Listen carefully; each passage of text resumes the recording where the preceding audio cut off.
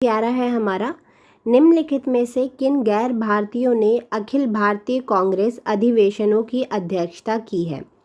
Options हैं आपके पास, Dufferin, Henry Olcott, Annie Besant, George Yule. तो आपको बताना है नीचे गए कूट का प्रयोग करके सही उत्तर चुनिए, मतलब इनमें से कौन।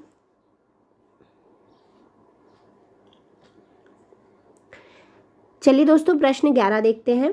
प्रश्न 11 है आपका, निम्नलिखित में से किन गैर भारतीयों ने अखिल भारतीय कांग्रेस अधिवेशनों की अध्यक्षता की थी। मतलब यहाँ पर जो गैर भारतीयों के नाम दिए गए हैं उनमें से आपको बताना है कि किन गैर भारतीयों ने अखिल भारतीय कांग्रेस अधिवेशनों की अध्यक्षता की थी। क्या डफरिन ने, हेनरी ओलकोट ने, एनी बेसेंट ने या फिर जॉर्ज यूल ने। नीचे गए कूट का प्रयोग करके सही उत्तर चुनिए। ऑप्शन है आपके पास 1 और 4, 2 और 3, 3 और 4, 1, 2, 3 और 4। मतलब सी ऑप्शन इसका जवाब है, एनी बेसेंट और जॉर्ज यूल। चलिए इसका स्पष्टीकरण या एक्सप्लेनेशन देखते हैं। ठीक है, अखिल भारतीय कांग्रेस अधिवेशनों के जो गैर भारतीय अध्यक्ष थे उनके नाम है जॉर्ज यूल। कहाँ पर? इलाहाबाद। ठीक है, जॉर्ज यूल कहाँ पर? इलाहाबाद, 1888 में। ठीक है, 1888 में इलाहाबाद में जॉर्ज यूल ऐसे गैर भारतीय हैं जिन्होंने अखिल भारतीय कांग्रेस अधिवेशनों की क्या की थी? अध्यक्षता की थी। अब हम बात करते हैं एनी बेसेंट की। तो एनी बेसेंट ने कहाँ पर? कलकत्ता में। कहाँ पर? कलकत्ता में 1917 मतलब 1917 में क्या की थी? अखिल भारतीय कांग्रेस अधिवेशन की क्या की थी? अध्यक्षता की थी। इसके साथ साथ अगर हम बात करें तो और भी इसके साथ ऐसे गैर भारतीय जो थे वो थे, तो मैं उनके नाम भी बता देती हूँ। चलिए देखते हैं क्या क्या थे। देखिए, एक थे अल्फ्रेड वेब। क्या नाम था? Alfred web.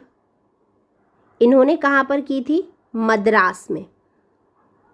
और कब की थी? 1894 में। ठीक है, एक थे हेनरी कॉटन। कौन थे? Henry cotton. इन्होंने कहाँ पर की थी? बम्बई में। कब? 1904 में। देखिए यहाँ पर आप ऑप्शन में देख सकते हैं हेनरी ओलकोट लिखा है। तो यूपीएससी क्या करती है, कंफ्यूज करने के लिए ऑप्शंस को ऐसे ही घुमा देती है। अगर यहाँ पे हेनरी कॉटन दिया होता तो ये ऑप्शन बिल्कुल सही होता, परंतु यहाँ पे हेनरी ओलकोट दिया हुआ है तो हेनरी ओलकोट नहीं थे। क्या नाम था? हेनरी कॉटन नाम था, जिन्होंने 1904 में बम्बई अधिवेशन में क्या की थी? अध्यक्षता की थी। और चलिए नाम देखते हैं और कौन कौन से। एक थे विलियम वेडरबर्न। कौन? William Wedderburn. इन्होंने कहाँ पर की थी? बम्बई और इलाहाबाद में। इन्होंने बम्बई और इलाहाबाद में की थी। बम्बई में इन्होंने जो की थी वो की थी, कब की थी? 1889 में। और इलाहाबाद में इनका मैं यहाँ पे लिख देती हूँ, इलाहाबाद में इन्होंने की थी कब? 1910 में। ठीक है, स्पेस कम है इसलिए मैंने ऐसा लिख दिया। तो विलियम वेडरबर्न जो थे उन्होंने बम्बई में भी की थी, कब? 1889 में अध्यक्षता की थी, और इलाहाबाद में भी 1910 में अध्यक्षता की थी। तो ये था हमारा प्रश्न 11। चलिए नेक्स्ट क्वेश्चन की ओर आगे बढ़ते हैं। नेक्स्ट क्वेश्चन है आपका, निम्नलिखित कथनों पर विचार कीजिए। क्या क्या कथन है आपके? पहला कथन है, आगा खान ने ढाका में मुस्लिम लीग का गठन किया था। दूसरा कथन है आपका, अमार सोनार बांग्ला रविन्द्रनाथ टैगोर द्वारा रचित बांग्लादेश का राष्ट्रगान है। ये दो कथन आपके पास हैं। आपको बताना है उपरोक्त में से कौन सा कथन सही है। केवल एक, केवल दो, दोनों एक और दो, ना तो एक और ना ही दो। तो चलिए देखते हैं इसका स्पष्टीकरण क्या होगा। अगर हम बात करें आपके पहले कथन की, ठीक है, पहले कथन की बात करें आगा खान के बारे में, तो जो आगा खान थे उनके बारे में मैं आपको बता देती हूँ। तो मुस्लिम लीग का जो गठन किया था वो किया गया था किसने? आगा खान ने किया था। ठीक है, किसने किया था? मुस्लिम लीग का जो गठन किया था वो आगा खान द्वारा कहाँ पे किया था? ढाका में किया गया था। इसका मतलब ये हुआ जो पहला कथन है आपका वो बिल्कुल सही है। ठीक है, एक और चीज़ मैं आपको बता देती हूँ कि जो ढाका के नवाब थे, कौन? ढाका के जो नवाब थे इनका नाम था सलीमुल्लाह। क्या नाम था? सलीमुल्लाह। ठीक है, सलीमुल्लाह नाम था, ने इसके गठन में महत्वपूर्ण भूमिका निभाई थी। किसके गठन में? मुस्लिम लीग के गठन में। अगर हम बात करें मुस्लिम लीग के उद्देश्य की, तो मुस्लिम लीग का जो उद्देश्य था वो ब्रिटिश सरकार के प्रति मुसलमानों में वफादारी की भावना पैदा करना था। ध्यान दीजिएगा, इसका उद्देश्य बहुत ही ज़्यादा इम्पोर्टेंट है। क्या उद्देश्य था? कि ब्रिटिश सरकार के प्रति जो मुसलमान थे, मुसलमानों में क्या भावना पैदा करना था? वफादारी की भावना पैदा करना था, और इस बात को बढ़ावा देना था कि जो मुसलमान के राजनीतिक अधिकार हैं और जो अन्य हित हैं उनकी क्या हो? रक्षा हो। ठीक है, तो मुस्लिम लीग का क्या था? ये उद्देश्य था। अब अगर हम बात करें नेक्स्ट कथन की, तो नेक्स्ट जो कथन है आपका, मैं इसको इरेज कर देती हूँ, एक सेकेंड रुकिएगा। तो नेक्स्ट कथन है आपका, अमर सोनार बांग्ला रविन्द्रनाथ टैगोर द्वारा रचित बांग्लादेश का राष्ट्रगान था। तो बिल्कुल ये भी कथन बिल्कुल सही है कि जो अमर सोनार बांग्ला जो है वो बांग्लादेश का राष्ट्रगान है, जिसे किसने लिखा गया है? रविन्द्रनाथ टैगोर ने लिखा गया है। इसका मतलब ये हुआ कि जो कथन 1 और 2 हैं ये दोनों सही हैं। चलिए अब मैं इसकी बात कर लेती हूँ थोड़ा सा अमर सोनार बांग्ला के बारे में, कि जो इसकी रचना हुई थी, किसकी? अमर सोनार बांग्ला की। तो जो इसकी रचना हुई थी वो बंग भंग के समय, बंग भंग के समय मतलब 1906 में की गई थी। कब की गई थी? 1906 में की गई थी, जब क्या होता था? मजहब के आधार पर अंग्रेजों ने बंगाल को क्या कर दिया था? 2 भागों में बांट दिया था। ठीक है, तो ये जो गीत लिखा गया था ये बंगाल के एकीकरण के लिए जो माहौल बनाना था, ठीक है, जो बंगाल में एकीकरण का माहौल बनाना था उसके लिए लिखा गया था। एकीकरण, ठीक है, एकीकरण, बंगाल में एकीकरण का माहौल बनाने के लिए गीत को लिखा गया था। किसके द्वारा? श्री रविन्द्रनाथ टैगोर द्वारा। तो ये इसका आंसर क्या है? आपका सी है। कथन 1 और 2 दोनों सही हैं। चलिए नेक्स्ट क्वेश्चन की ओर आगे बढ़ते हैं। नेक्स्ट क्वेश्चन है आपका प्रश्न 13। प्रश्न है आपका, निम्नलिखित कथनों पर विचार कीजिए। चलिए कथन देखते हैं क्या क्या है। अंबिका चरण मजूमदार भारतीय राष्ट्रीय कांग्रेस के लखनऊ अधिवेशन 1916 के अध्यक्ष थे। यह है आपका पहला कथन। दूसरा कथन है, इसमें सूरत विभाजन, क्या? सूरत विभाजन 1907 में हुए अलगाव के पश्चात गरम दल तथा नरम दल दोनों के पुनः मिलाप के लिए जाना जाता है।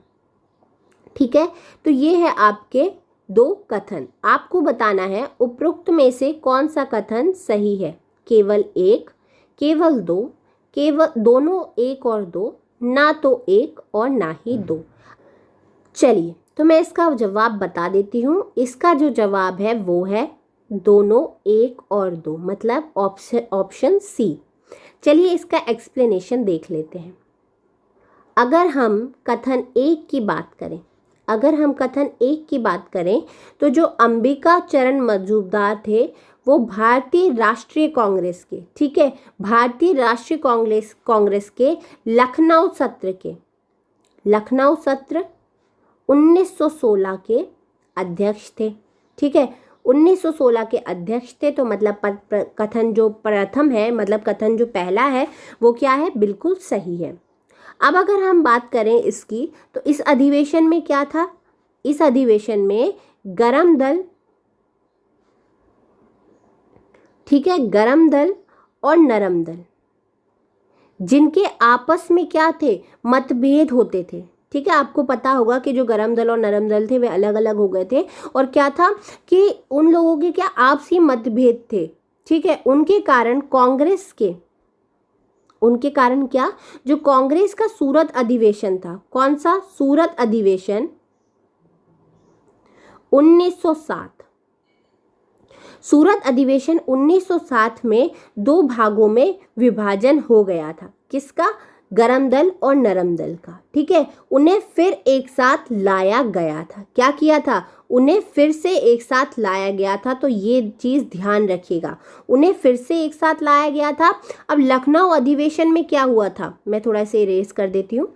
अब लखनऊ अधिवेशन में क्या हुआ था? स्वराज्य प्राप्ति के लिए, किसके लिए? स्वराज्य प्राप्ति का भी क्या प्रस्ताव पारित किया गया था। ठीक है, किसका प्रस्ताव पारित किया गया था? स्वराज्य प्राप्ति का प्रस्ताव पारित किया गया था। और कांग्रेस ने मुस्लिम लीग द्वारा जो सांप्रदायिक प्रतिनिधित्व था उसकी भी मांग को क्या कर लिया था? स्वीकार कर लिया था। तो ये चीज भी याद रखिएगा कि मुस्लिम लीग द्वारा जो सांप्रदायिक प्रतिनिधित्व की मांग उठ रही थी उसको भी क्या कर लिया था? इस अधिवेशन में स्वीकार कर लिया था। तो ठीक है, ये चीज ध्यान रखिएगा। इसलिए क्या जो दूसरा कथन है वो भी सही है। तो इसका आंसर क्या है? सी, दोनों, 1 और 2। ठीक है, चलिए नेक्स्ट क्वेश्चन की ओर आगे बढ़ते हैं। नेक्स्ट क्वेश्चन है आपका प्रश्न 14। निम्नलिखित में से कौन सा प्रावधान भारतीय परिषद अधिनियम 1909 द्वारा लागू किए गए थे? ठीक है, 1909 द्वारा लागू किए गए थे। ऑप्शन है आपके पास कथन जो आपके पास पहला है वो है पृथक निर्वाचन प्रणाली का आरंभ किया गया था। दूसरा है कम से कम एक भारतीय को वायसराय की कार्यकारी परिषद में नियुक्त किया जाना था। ये है आपके दो कथन। उपरोक्त में से कौन सा कथन सही है? ऑप्शन में है केवल एक, केवल दो, दोनों 1 और 2, ना तो 1 और ना ही 2। तो जो इसका जवाब है वो है दोनों 1 और 2, मतलब ऑप्शन नंबर सी। चलिए एक एक करके इसका जो स्पष्टीकरण है वो देखते हैं।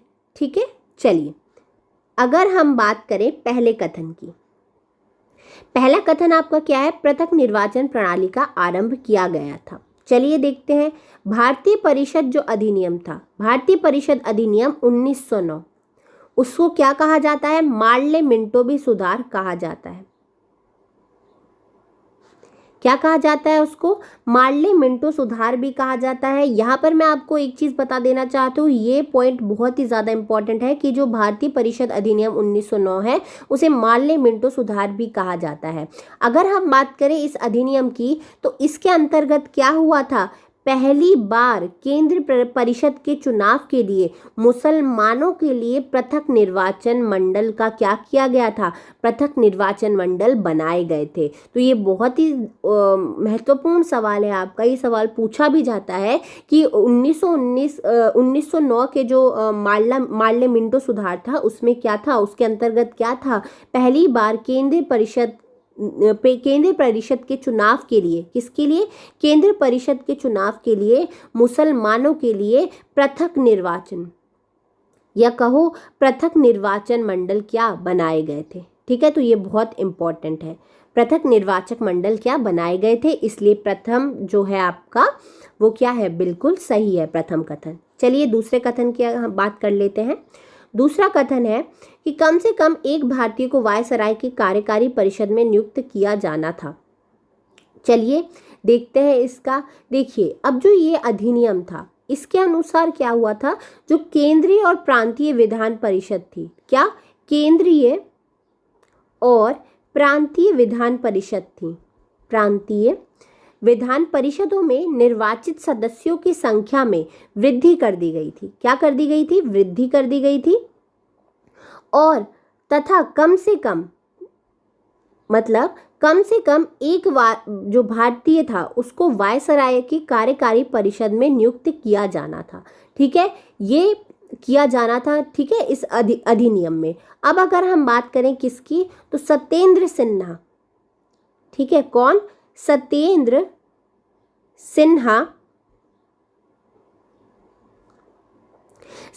सिन्हा 1909 में, कब? 1909 में नियुक्त होने वाले पहले भारतीय थे। तो ये पॉइंट भी बहुत इंपॉर्टेंट है कि सत्येंद्र सिन्हा 1909 में नियुक्त होने वाले पहले भारतीय थे, इसलिए जो कथन 2 है वो भी क्या है आपका, बिल्कुल सही है। तो इसका जो जवाब मैं आपको बता ही चुकी हूँ क्या है, दोनों 1 और 2, मतलब सी ऑप्शन इसका जवाब है। चलिए नेक्स्ट क्वेश्चन की ओर आगे बढ़ते हैं। नेक्स्ट क्वेश्चन है आपका प्रश्न 15, देखते हैं क्या है। साइमन कमीशन के संदर्भ में निम्नलिखित कथनों पर विचार कीजिए।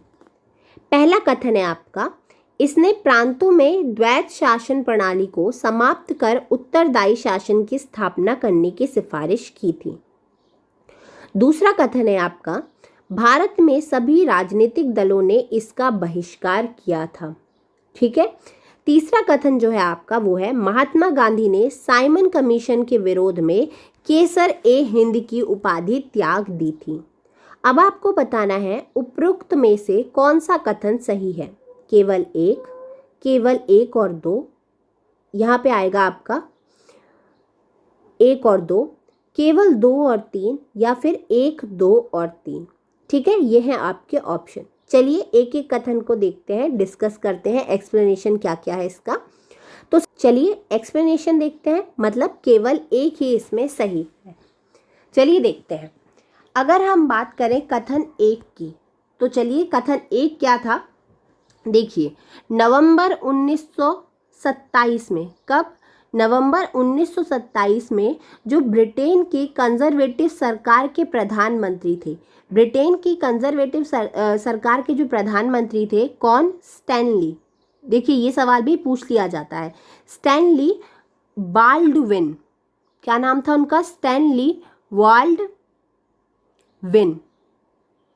ठीक है, बाल्डविन ने साइमन कमीशन को गठित किया था। ये बहुत ज़्यादा इंपॉर्टेंट है। ठीक है, साइमन कमीशन को किसने गठित किया था? साइमन कमीशन को गठित किया था ब्रिटेन के जो कंजर्वेटिव सरकार के प्रधानमंत्री थे स्टैनली बाल्डविन।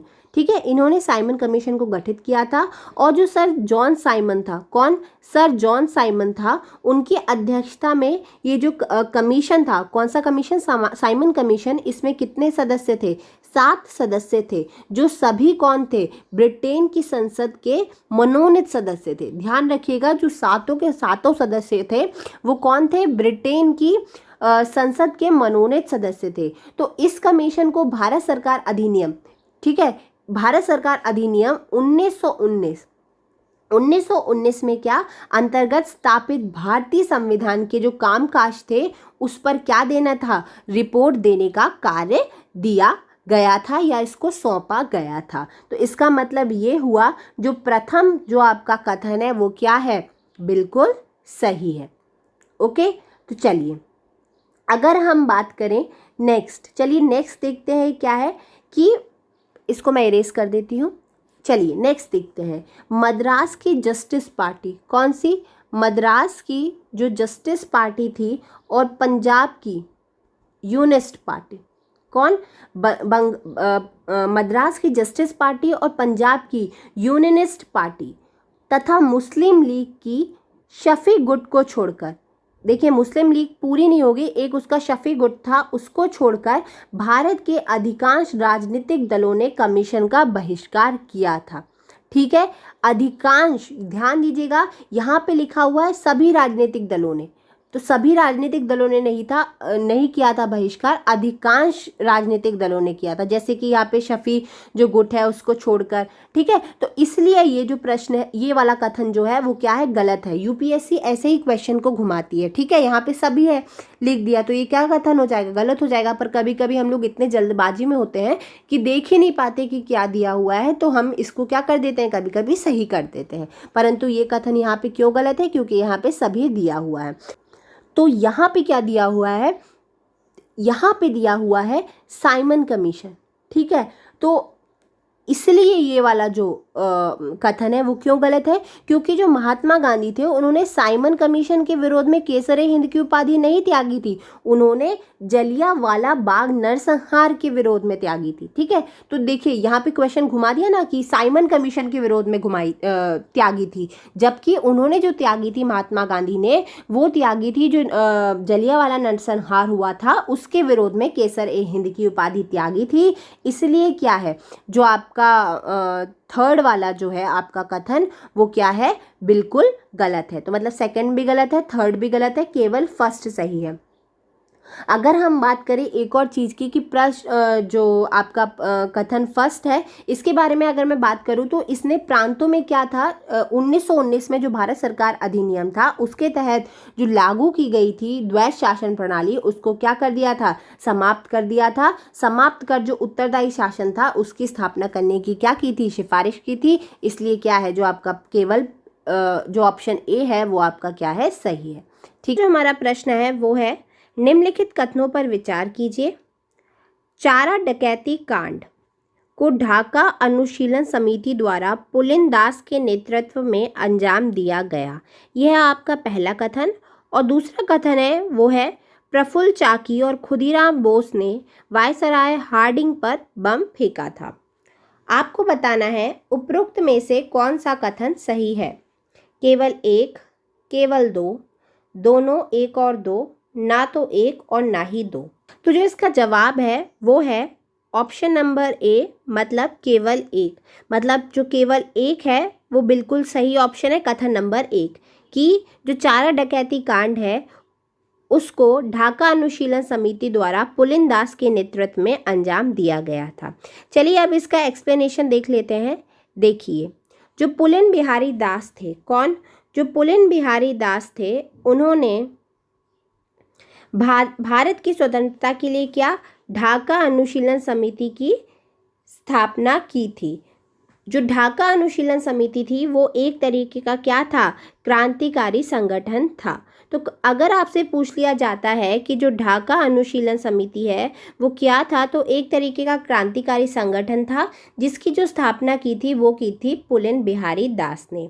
ठीक है दोस्तों, तो अब हम बात करते हैं चारा डकैती कांड की। तो चारा डकैती कांड उन्होंने 1908 में प्रारंभ में, मतलब 1908 के प्रारंभ में क्या, एक सनसनीखेज चारा डकैती कांड को क्या दिया था, अंजाम दिया था। और वो किस लिए दिया था, धन की व्यवस्था के लिए दिया था।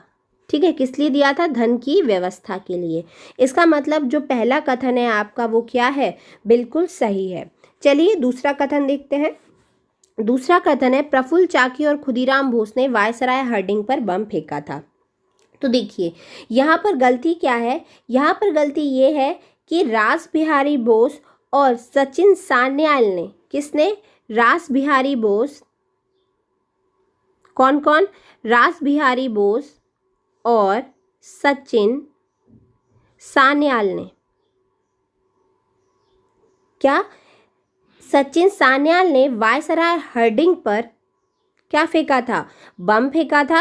इसलिए कथन दो क्या है, बिल्कुल गलत है। ठीक है, कथन दो क्या है, बिल्कुल गलत है। अगर हम बात करें प्रफुल्ल चाकी और खुदीराम बोस की, अगर हम बात करें प्रफुल्ल चाकी और खुदीराम बोस की, तो उन्होंने क्या, 1908 में, कब, 1908 में मुजफ्फरपुर में, कहाँ पर, मुजफ्फरपुर में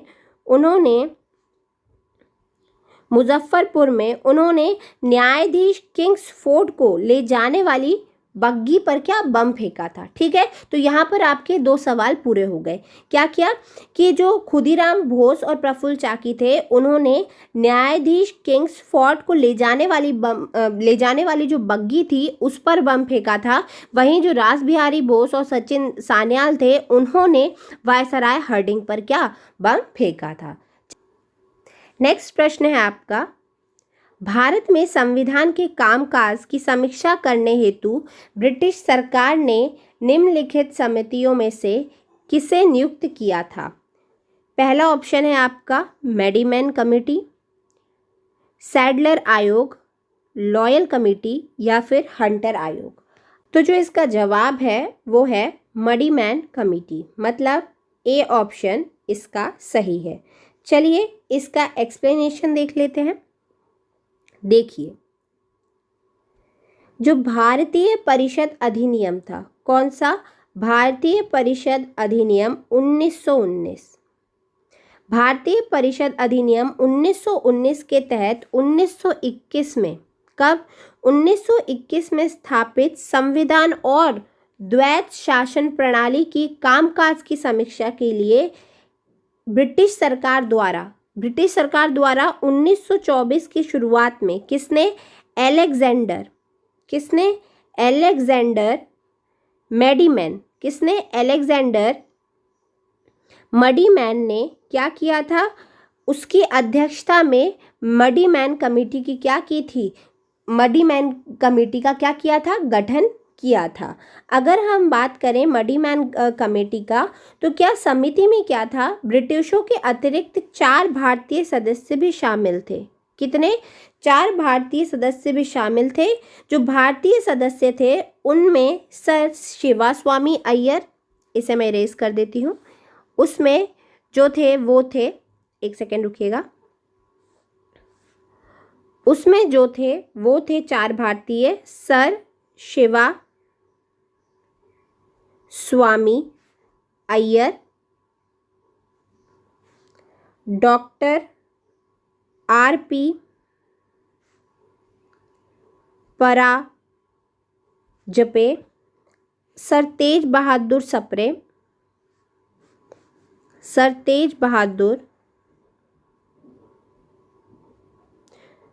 सप्रे और मोहम्मद अली जिन्ना। कौन? मोहम्मद अली जिन्ना। तो ये जो 4 भारतीय थे ये भी क्या थे? शामिल थे। तो कथन आपका क्या है? मडीमैन कमेटी बिल्कुल सही है, मतलब ऑप्शन नंबर ए। चलिए नेक्स्ट क्वेश्चन देखते हैं। नेक्स्ट क्वेश्चन है आपका, भारत के स्वतंत्रता संग्राम के दौरान निम्नलिखित घटनाओं पर विचार कीजिए। जिन्ना की 14 सूत्रीय मांगे, साइमन कमीशन की नियुक्ति, गांधी इरविन पैक्ट और पूना पैक्ट। उपरोक्त घटनाओं का कौन सा सही कालानुक्रम है? मतलब आपको कालानुक्रम बताना है कि कौन सी घटनाएं पहले हुई थी, फिर उनका कालानुक्रम मतलब कौन सी पहले हुई थी, फिर उसके बाद कौन सी हुई, मतलब आपको अरेंज करना है। तो आपके पास ये 4 ऑप्शन है। तो जो इसका जवाब है वो है ऑप्शन नंबर ए, मतलब पहले साइमन कमीशन की नियुक्ति हुई थी, फिर जिन्ना की 14 सूत्रीय मांगे, फिर गांधी इरविन पैक्ट और फिर जो आपका है वो है पूना पैक्ट। चलिए एक एक करके डिस्कस करते हैं। सबसे पहले अगर हम बात करें किसकी? साइमन कमीशन की। तो जो साइमन कमीशन की नियुक्ति हुई थी वह हुई थी 8 नवंबर 1927 में। ठीक है, कब हुई थी? 8 नवंबर 1927 में। अगर हम बात करें जिन्ना की 14 सूत्रीय मांगों की, तो जिन्ना की जो 14 सूत्र वाला मांग पत्र था उसको मार्च 1929 में क्या किया गया था? प्रस्तुत किया गया था। अब जो जिन्ना की 14 सूत्रीय मांगे थी वो किसके विरोध में थी? वह थी नेहरू रिपोर्ट के विरोध में। किसके विरोध में थी? नेहरू रिपोर्ट के विरोध में थी। तो ये चीज़ याद रखिएगा। अब नेक्स्ट आपका आता है, नेक्स्ट आपका क्या हुआ था? Gandhi Irwin pact. तो गांधी इरविन पैक्ट की जो तिथि है वो क्या है? 5 मार्च 1931। कब है? 5 मार्च 1931। तो अगर हम बात करें गांधी इरविन पैक्ट की, तो 5 मार्च 1931 में क्या हुआ था? लंदन के द्वितीय गोलमेज सम्मेलन के पूर्व, कब? जो द्वितीय गोलमेज सम्मेलन था उसके पूर्व महात्मा गांधी, कौन? महात्मा गांधी और तत्कालीन वायसराय लॉर्ड इरविन, कौन?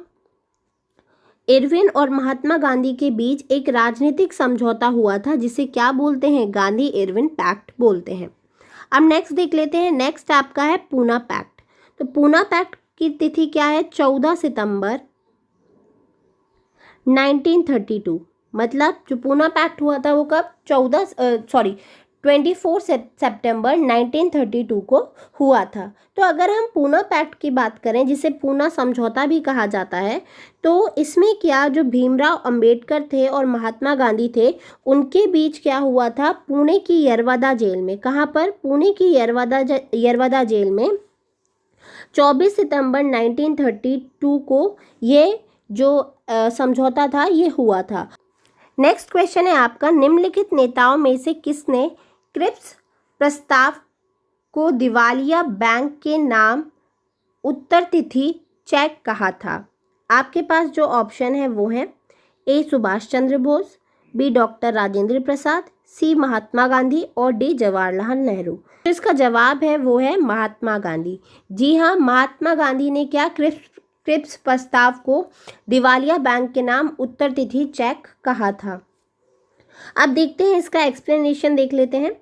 देखिए, मार्च 1942 में, कब? मार्च 1942 के अंत में क्या जो क्रिप्स मिशन था वो ब्रिटिश सरकार द्वारा द्वितीय विश्व युद्ध में भारतीयों का सहयोग प्राप्त करने के लिए, किसका?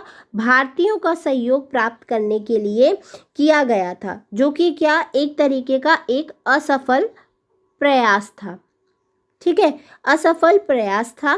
क्रिप्स मिशन ने क्या दूसरे विश्व युद्ध के समाप्त होने पर जो भारत को औपनिवेशिक दर्जा देने का दिया था, लेकिन क्या हुआ था कि जो कांग्रेस ने क्रिप्स प्रस्ताव था उसको क्या किया था? ठुकरा दिया था। तो गांधी जी ने ये कहा था कि जो युद्ध के बाद औपनिवेशिक दर्जा देने का क्रिप्स प्रस्ताव का दिवालिया बैंक के नाम उत्तर तिथि चेक, जिसको क्या बोलते हैं? उत्तर तिथि चेक, जिसे क्या बोलते हैं? Post dated cheque. क्या बोलते हैं? पोस्ट डेटेड चेक भी कहा जाता है। तो महात्मा गांधी ने ये कहा था। ठीक है, तो इसका जो आंसर है वो है सी। चलिए नेक्स्ट क्वेश्चन देखते हैं।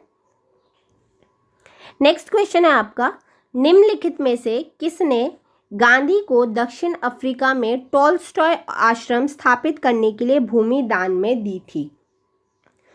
ऑप्शन है आपके पास A general Smuts, B lord Alfred Milner, C F Andrews और डी है आपका हरमन कॉलन वॉक। चलिए, तो जो इसका जवाब है वो है डी हरमन कॉलन वॉक। चलिए थोड़ा सा हरमन कॉलन वॉक के बारे में जान लेते हैं। तो जो हरमन कॉलन वॉक थे वो कौन थे? लिथुआनिया में। कहाँ पर? लिथुआनिया में जन्मे यहूदी। कौन? लिथुआनिया में जन्मे यहूदी दक्षिण अफ्रीकी डॉक्टर थे। कौन? दक्षिण अफ्रीकी एक डॉक्टर थे। ओके, जो कि महात्मा गांधी के सबसे महत्वपूर्ण सहयोगियों और दोस्तों में क्या गिने जाते हैं। अगर हम इनकी बात करें तो 1910 में, कब? 1910 में जो हरमन कॉलन वॉक थे उन्होंने जोहान्सबर्ग के पास, कहाँ पर? जोहान्सबर्ग के पास उन्होंने गांधी जी को क्या 1000 एकड़, कितना एकड़? 1000 एकड़ का फार्म दान में दे दिया था, जिसको क्या गांधी जी ने इस फार्म का जो नाम रखा था वो रखा था टॉलस्टॉय आश्रम या टॉलस्टॉय फार्म। उन्होंने क्या बनाया था, जो कि किसके लिए था? सत्याग्रही थे। कौन? सत्याग्रही। उनके लिए क्या था? उनके लिए उनके जो परिवार थे उनके निवास का क्या था? स्थान था। ठीक है दोस्तों, चलिए, तो दोस्तों यही था हमारा आज का वीडियो। आई होप आपको ये वीडियो अच्छा लगा हो। तो दोस्तों अगर कोई भी आपका डाउट है तो आप कमेंट सेक्शन में हमसे पूछ सकते हैं। तो दोस्तों मिलते हैं नेक्स्ट वीडियो में। Thank you so much.